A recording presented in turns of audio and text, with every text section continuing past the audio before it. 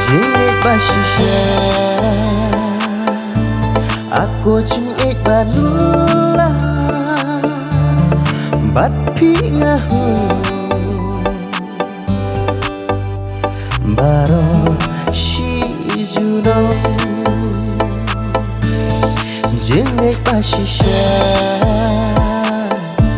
Aku jengit balula Bat pi ngahu Baro si junong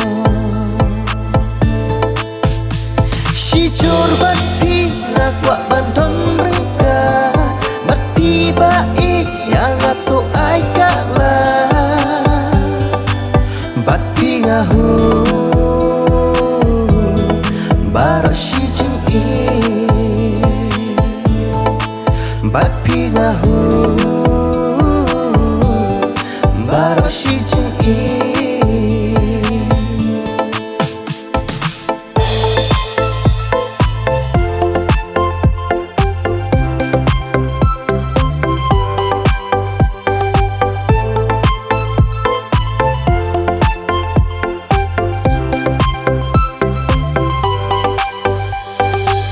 Hak na chunga pilong kum use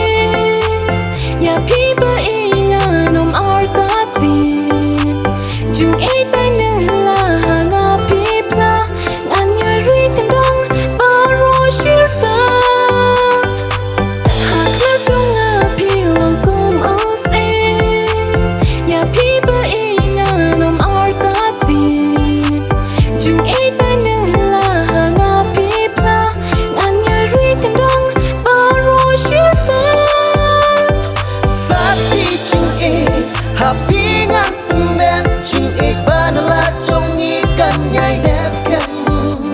Lu hiau jengit Ar ngut min ya jengit Jengit ba shisha kan nhai de Shilin tek Sati jengit Happy ngan penden jengit Banala trong nhi kan nhai deskan Lu hiau jengit Ar ngut min ya jengit Jengit ba shisha kan nhai de Shilin tek isni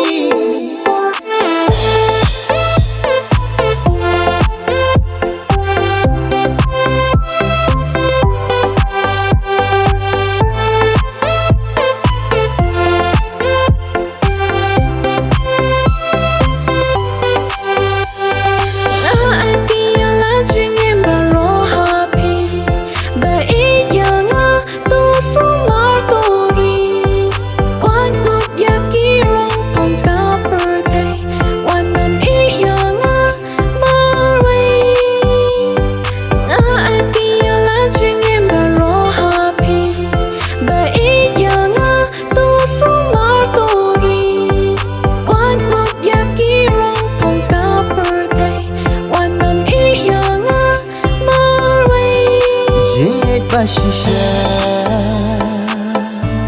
Aku jengit balula Bat pi ngahu Baro si junong